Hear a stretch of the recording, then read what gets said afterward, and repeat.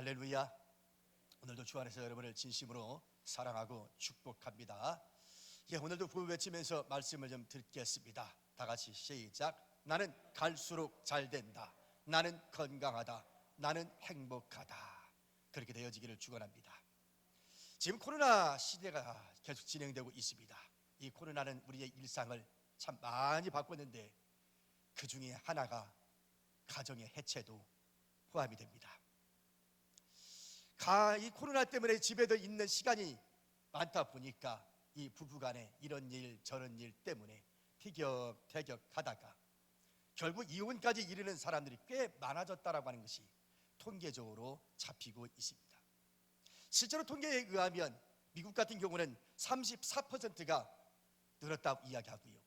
그리고 영국에서는 41%, 그리고 이탈리아에서는 30%가 증가했다라고 이야기하고 있습니다. 우리나라는 상대적으로 다른 나라에 비해서는 좀 양호한 편입니다. 다른 나라는 이렇게 급증하고 있는데 오늘 우리나라는 오히려 더 감소했다는 통계가 있어요. 그래서 좀 이상하다. 왜 지금까지 힘들고 어려울 때마다 이혼율이 늘어났는데 어떻게 이 코로나 전국에서 더 줄어들었지? 라고 이제 분석을 해본 거죠. 그랬더니 분석을 해보니까 여러 가지 이유가 있는데, 일단은 법이 열리질 않았다. 이것이 첫 번째 이유 중에 하나고요. 그리고 두 번째는 여성들 입장에서 이혼을 하게 되면 생활하기가 가뜩이나 어려운데 경제 생활이 어려워질 것 같아서 용기를 내지 못한다. 이런 것도 있습니다. 그러다 보니까 결국은 우리나라는 줄어들었다고는 이야기하지만 실제 내용으로 보면 줄어든 것이 아니라고 볼 수 있는 것이죠. 그래서 이 가정의 문제가 심각해지고 있다는 것은 틀림없습니다. 우리 이 이혼 가정이라고 하는 것은 어느 한 가정의 불행한 이야기만은 아닙니다. 한 가정의 불행이 결국 이 사회 전체에 문제가 되고 있고, 그 문제는 국가 전체적으로 건강하지 못한 나라가 되게 만들었다는 것이죠. 그런 측면에서 국가는 이 부분에 대해서 관심을 갖지 않으면 안 됩니다. 왜냐하면 가정은 사회의 기본 단위이기 때문에 이 가정이 건강해야 사회가 건강하고 국가 역시 건강하기 때문인 겁니다. 그러므로 오늘 우리가 모두가 다 이 부분에 대해서 관심을 가져야만 하는 것이죠. 자, 오늘 우리 읽었던 말씀이 이 나오미와 룻에 대한 이야기입니다. 사사기의 말씀이지요.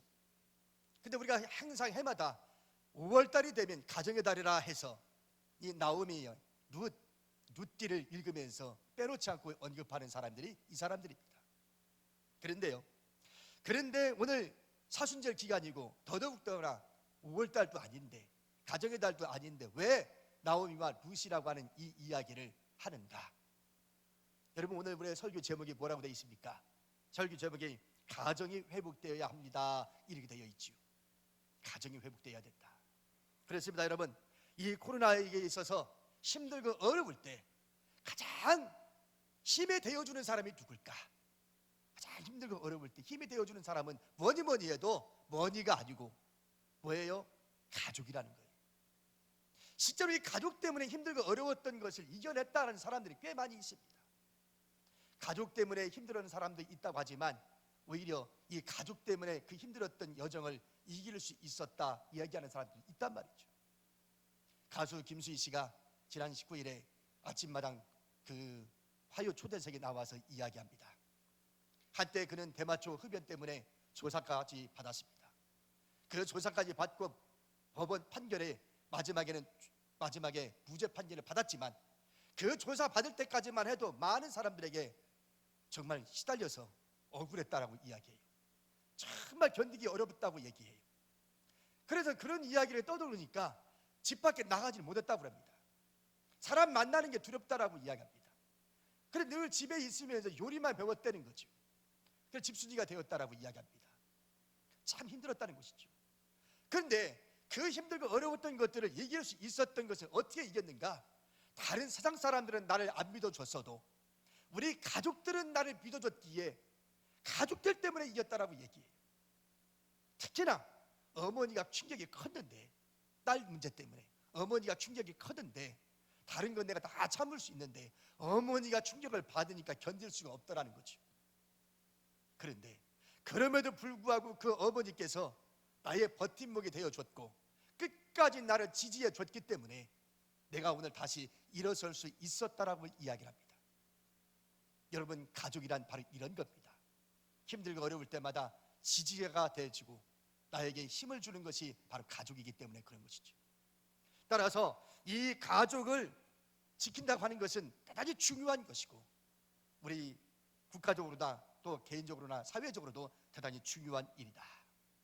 근데 오늘 읽었던 본문 말씀에 보면 이 룻, 나오미, 이 가정의 이야기, 이 이야기를 가만히 보면 어떻게 하면 가정이 해체가 되고 어떻게 하면 가정이 회복이 되는가, 그것을 볼 수가 있는 말씀입니다.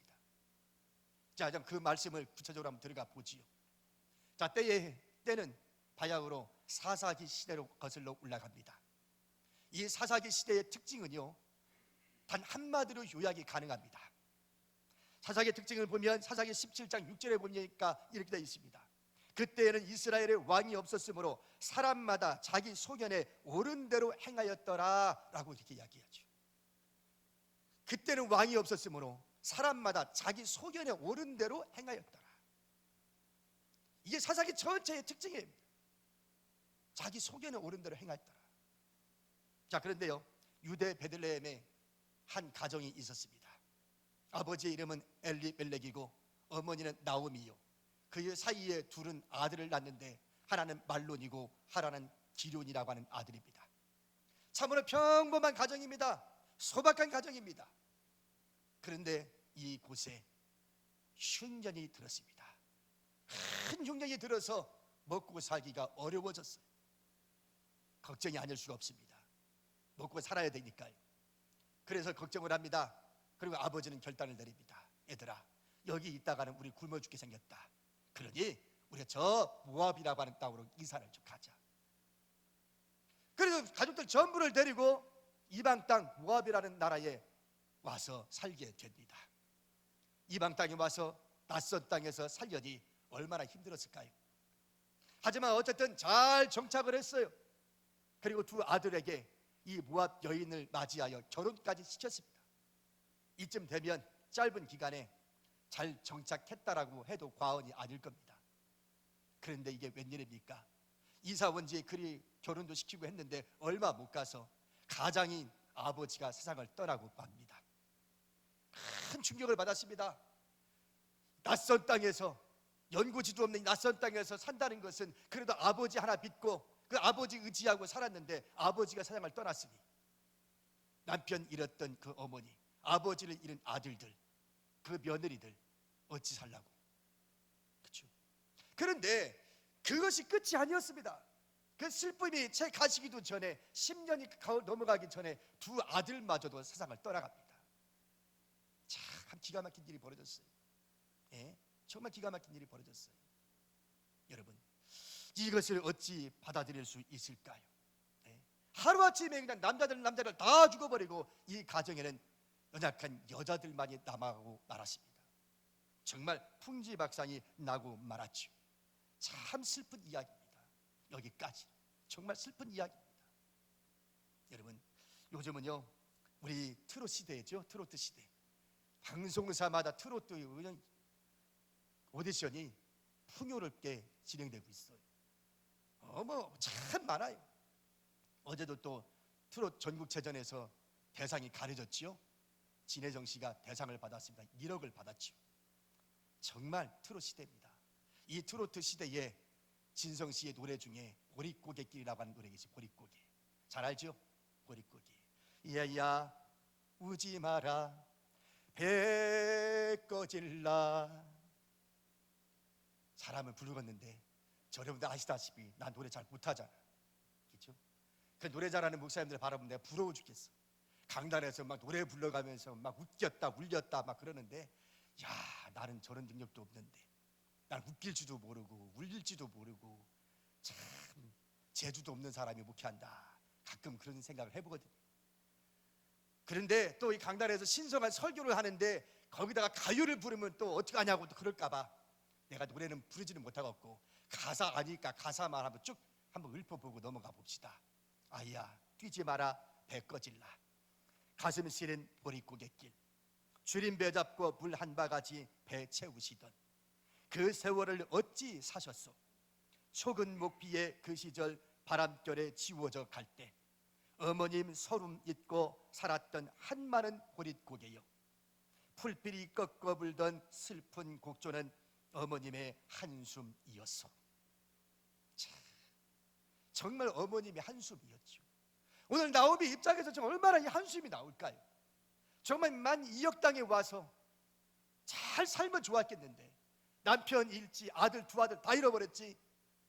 연약한 여자들만 남았으니 기구한 운명입니다. 정말로. 그런데요, 여기서 이제 우리가 좀 생각해 볼 것이 좀 있습니다. 우리가 이 룻기를 바라볼 때마다 여러분 생각하는 사람이 딱 있어요. 그게 누구냐? 나오미, 룻, 보아스. 이 세 사람의 인물에 대해서는 우리가 가정의 달이 되면 룻기를 읽을 때마다 언급되는 사람입니다. 그런데요, 과연 이 사람들만 우리가 좀 관심을 가져야 될까? 이미 죽었던 남편과 그 아들들에 대해서는 우리가 잊어버려도 되는 것일까? 그리고 한번 의문을 제기해 봅니다. 도대체 이 사람들은 왜 죽었을까? 그러면 여기에 와서, 근데 성경에 보면 이 사람들이 왜 죽었는지에 대하여는 전혀 기록하고 있지를 않아요. 왜 죽었는지, 병으로 죽었는지, 사고사로 죽었는지 도대체 알 길이 없습니다. 자, 그런데요, 분명한 것은 이 룻기는 하나님의 말씀임에는 틀림이 없습니다. 맞습니까? 성경은 하나님의 말씀이라는 걸 저는 분명히 믿습니다. 그러면 성경은 우연이란 없다. 아멘. 성경은 우연이란 없다. 분명 하나님의 이 말씀을 통해서 오늘 우리에게 주시는 메시지가 있다라고 하는 것을 생각해 본다면 함부로 판단할 수는 없지만, 왜 죽었는지에 대해서 함부로 추측할 수는 없으나 그래도 한 번 정도는 생각해 볼 필요는 있더라, 그런 거지요. 그래서 이 사람들의 이름을 한번 주목해 봤어요. 이 사람들의 이름을 주목해 보니까 하하, 그렇구나, 그렇구나, 이것을 생각하게 됐던 것이죠. 자, 그러면 그 사람들의 이름을 한번 주목해 보겠습니다. 자, 아버지 엘리멜렉. 그 엘리멜렉이라고 하는 사람의 이름의 뜻이 뭐냐면 여호와는 나의 왕이시다, 그 뜻이에요. 이름 멋지죠? 여호와는 나의 왕이시다, 엘리멜렉. 참 이름 잘 졌어요, 진짜로. 여호와는 나의 왕이시다. 왜 이름을 이렇게 졌을까요?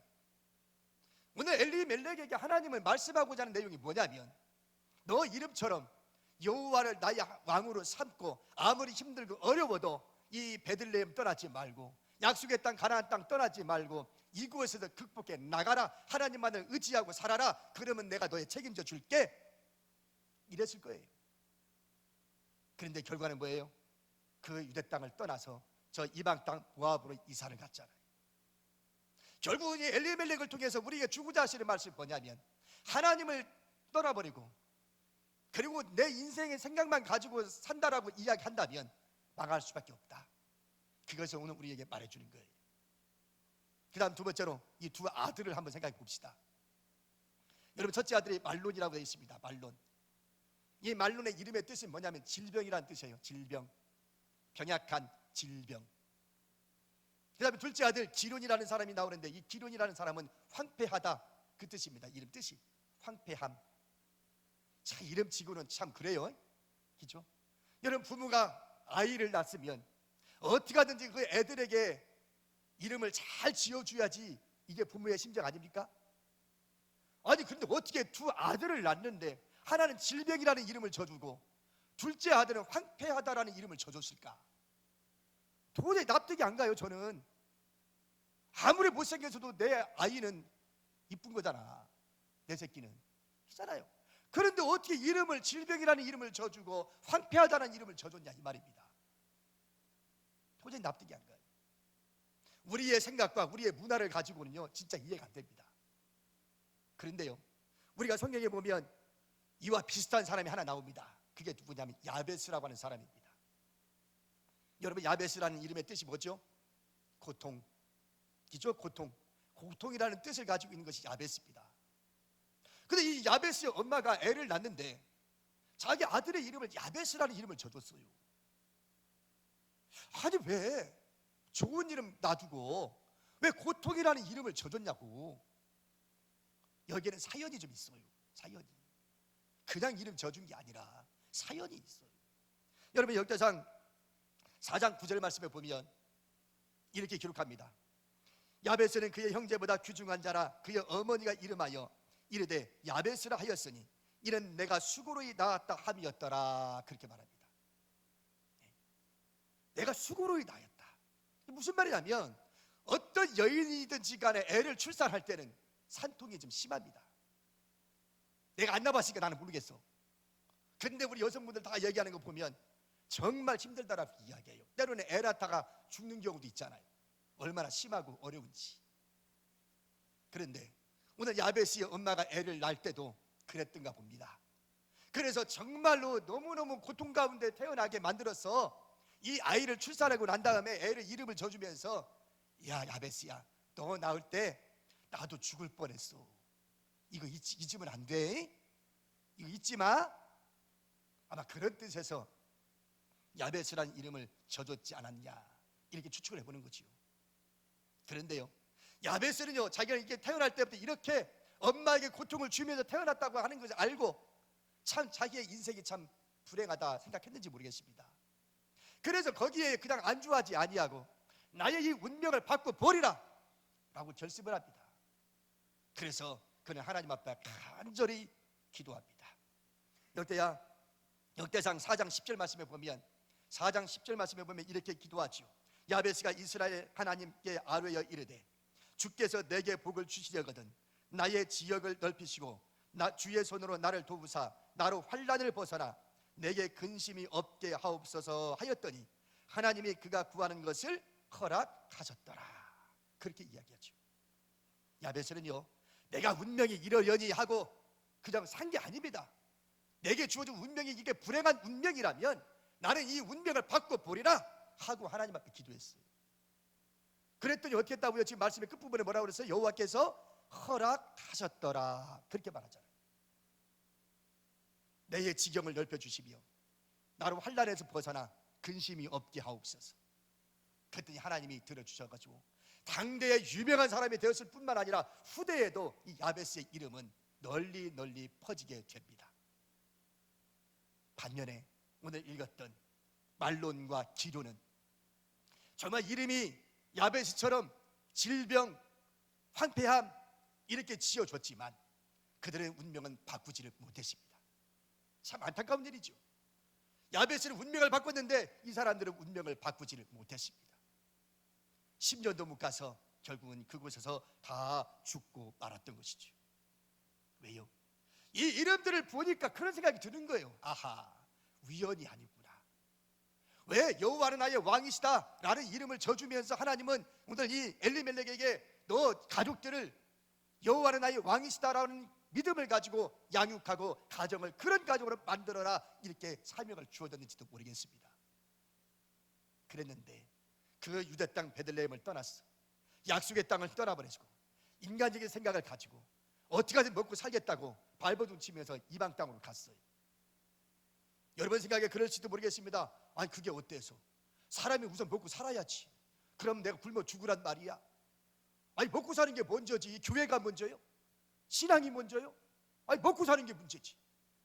아니 신앙도 먹고 난 다음에 신앙 문제지. 아니 가족 다 망하고 굶어 죽는데 어쩌라고? 이렇게 얘기하면 할 말 없지요? 할 말 없어요. 그런데 오늘 내가는 그렇게 할 말이 없는데 하나님은 말씀하시기를 아니다 이렇게 말하는 거예요. 하나님께서는 하나님도 저와 똑같이 얘기해 준다면 얼마나 좋을까요? 여러분 인정해 주고 여러분 그 마음 읽어줘서 그래 어쩔 수 없지, 그래 나도 알아, 그러면 얼마나 좋을까요? 근데 우리 하나님은 그렇게 말씀 안 하시거든요. 여호와는 나의 왕이시다라고 세웠으면 그렇게 살아야지. 아무리 힘들고 어려워도 이곳에서 살았어야지. 그럼 내가 너를 인도해 줄 건데, 내가 너를 책임져 줄 건데 그거 이기지 못하고 이방 땅에 가서 살아보겠다고 발버둥 치니? 그러니까 망하지. 그렇게 얘기하는 거예요. 이렇게 해서 참 기구한 운명으로 이 가정은 망하고 맙니다. 정말 안타깝고 슬픈 이야기죠. 자, 그런데 여기서 멈출 수는 없습니다. 이제 남아있는 나오미와 두 며느리 생각을 합니다. 왜 우리가 망했을까? 특히 나오미 입장에서는 왜 망했을까? 생각을 할 수밖에 없지요. 생각 안 하면 안 되지. 내가 힘들고 어려우면 왜 힘들게 됐지? 뭐가 문제지? 생각해야지. 아이 그냥 뭐 우연히 생기겠지. 아이 그냥 살아. 시간이 흐르면 뭐 해결되겠지. 이게 아니고 우리는 반드시 그 원인 분석을 해봐야 할 줄로 믿습니다. 나오미도 마찬가지였어요. 생각을 해봐요. 얼마나 충격입니까? 남자란 남자 다 죽었으니까요. 연약한 여자들만 남았으니. 그리고 여자는 약하지만 어머니는 강하다고 한 말처럼 분석을 합니다. 그런데요, 놀라운 것은 뭐냐면 이 나오미는 신앙이 좀 있었습니다. 신앙이 있었어요. 어떻게 알 수 있느냐? 그 사람의 입에서 나오는 말을 보면 알 수 있어요. 여러분, 사람의 인격도요, 그 사람의 입에서 말끝마다 무슨 말이 튀어나오느냐를 보면 이 사람의 인격이 어떻게 되어 있는지 알 수가 있습니다. 근데 나오미는요, 이 말씀을 보면 원망했다는 말이 한 번도 나오지 아니하고 불평했다는 말이 한 번도 안 나와요. 참 놀라운 일이죠. 보통 사람 같으면 사상을 원망하고 또 가족을 원망하고 시대를 원망하고 그럴 것인데 이 나오미는 그런 게 전혀 없습니다. 오로지 여호와께서 이 말만 반복적으로 나옵니다. 자, 볼까요? 6절 볼까? 6절 다 읽지는 않겠습니다. 그 부분만 읽겠습니다. 여호와께서 자기 백성을 돌보시고, 8절 여호와께서 너희를 선대하시기를, 9절 여호와께서 너희에게 허락하사, 13절 여호와의 손이 나를 치셨으므로, 21절 여호와께서 내게 비어 돌아오게 하셨느니라, 여호와께서 나를 영접하셨고, 그렇게 말하죠. 여러분, 그렇습니다. 이 나오미는요, 말끝마다 여호와께서 이렇게 얘기하는 거예요. 오늘 우리가 이렇게 망한 것은 하나님의 징벌이다라고 분석을 한 겁니다. 이거 뭐 개인이 자기가 스스로 분석해서 내린 답이니까 우리가 왈가왈부 할 수 없어요. 이 사람은 신앙 고백으로 그렇게 고백을 한 거니까. 자, 분석 끝났습니다. 그러면 이제 어떻게 해야 되죠? 회복시켜야 되잖아요. 원인을 찾았으면 이제 답을 찾아야 되지 않습니까? 자, 답을 가만히 생각을 해보니까 답은 정해졌어요. 그거는 뭐냐? 돌아가는 길밖에 없어요. 그런데 그렇게 생각하고 있던 차에 소식이 하나 들려옵니다. 그 소식이 뭐냐면 자기 떠나왔던 고향 베들레헴에 기근이 물러나고 하나님의 축복 속에서 많은 사람들이 풍성하게 살고 있더라라는 소식입니다. 듣던 중 참 반가운 소리였지요. 그래서 결심을 합니다. 여기서 있으면 더 이상 희망이 없구나. 돌아가자. 힘들어도 돌아가자 라고 결심을 하지요. 그런데 장애물이 하나 있습니다. 장애물이. 그 장애물이 뭐냐면 두 며느리예요. 두 며느리. 이 두 며느리가 아직도 나이가 젊어서 이대로 그냥 살아가는 것이 못내 어머니 입장에서는 아쉬운 거예요. 볼 수가 없는 거예요. 그래서 두 며느리를 앉혀놓고 이렇게 얘기하죠. 며느라, 나 고향으로 돌아갈란다. 그런데 너희들 아직도 젊으니 친정으로 돌아가라. 친정으로 돌아가서 새로운 남자 만나서 너의 인생을 살아라 라고 이야기하죠. 두 며느리가, 시어머니가 그렇게 간곡하게 이야기하니까 얼마나 눈물이 나는지. 그래서 어머니의 손을 붙잡고 이 새 여인이 엉엉 울어요. 엉엉 울어요. 그래서 이야기합니다. 어머니, 무슨 말씀을 그렇게 하십니까? 어머니 혼자 남겨두고 어찌 우리가 가려고요? 그럴 수 없어요. 어찌 간단 말입니까? 늙으신 어머니 놔두고 우리만 산다고 우리가 갈 수 있겠냐고요? 그러지 마세요. 그런데 어머니가 물러서질 않아요. 얘들아, 너희들 내 딸들아, 그렇게 이야기해줘. 딸들아, 돌아가라. 너희가 어찌 나와 함께 가려느냐? 너희들 아직 한참 젊어. 나 따라 나서지 말고 돌아가라. 그 진심 어린 마음으로 이야기를 하니까 이 며느리들이 그냥 던진 말이 아니구나, 진심이구나 알아요. 그렇다고 금방 떠날 수 있어요? 그래, 둘 다 거절을 했지만 간곡하게 다시 이야기하니까 이 오르바 며느리는 할 수 없이 어머니의 진심을 알고 작별 인사를 하고 떠나갑니다. 이제는 룻만 남았어요. 룻이 며느리에게 또 얘기하죠. 얘야, 너 동서도 갔으니 너도 가라. 어찌 나와 함께 가려고 그러냐, 가라. 그런데 그때에 이 룻이 정말로 감동적인 이야기를 합니다. 정말 우리가 잘 알고 있는 감동적인 이야기를 합니다. 그 말씀이 16절 17절 말씀이죠. 다 같이 한번 봅시다. 16절 17절. 룻이 이르되 내게 어머니를 떠나며 어머니를 따르지 말고 돌아가라 강권하지 마옵소서. 어머니께서 가시는 곳에 나도 가고 어머니께서 머무시는 곳에서 나도 머물겠나이다. 어머니의 백성이 나의 백성이 되고 어머니의 하나님이 나의 하나님이 되시리니 어머니께서 죽으시는 곳에서 나도 죽어 거기 묻힐 것이라. 만일 내가 죽는 일 외에 어머니를 떠나면 여호와께서 내게 벌을 내리시고 더 내리시기를 원하나이다. 아멘.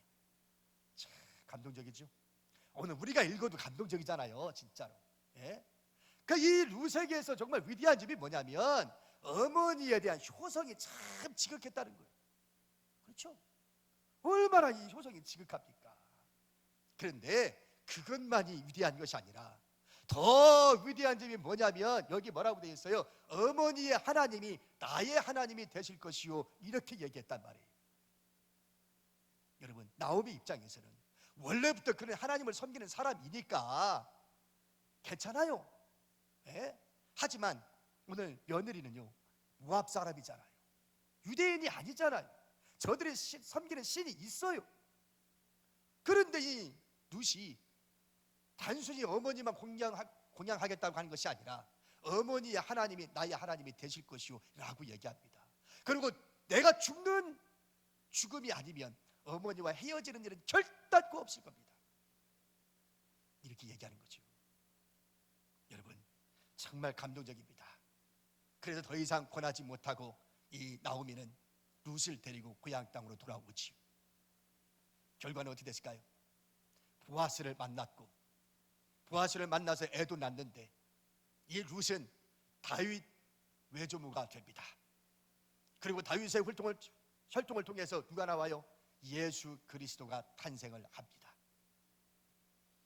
가정이 회복되면서 하나님의 축복이 임하게 되는데 놀라운 하나님의 축복이 이 가정에 임하게 되는 겁니다.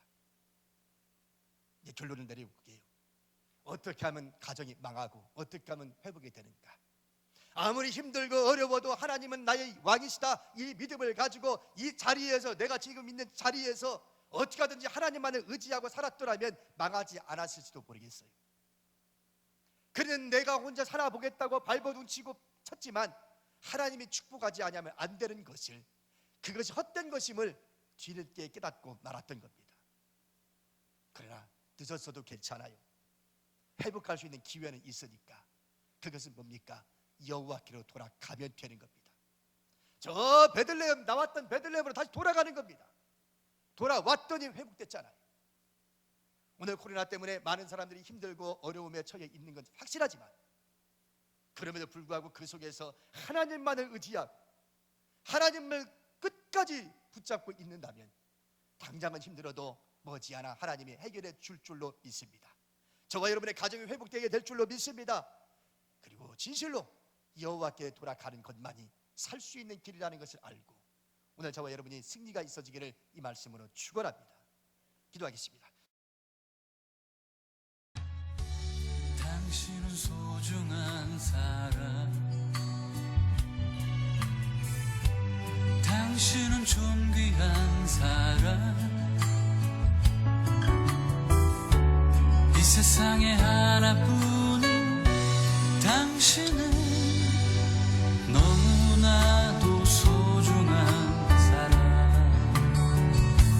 그런 당신을 사랑해요, 사랑해요. 그런 당신을 축복해요. 사랑받기에 합당한 당신을 주의 이름으로 사랑합니다. 그런 당신을 사랑해요. 그런 당신을 축복해요. 사랑받기에 합당한 당신을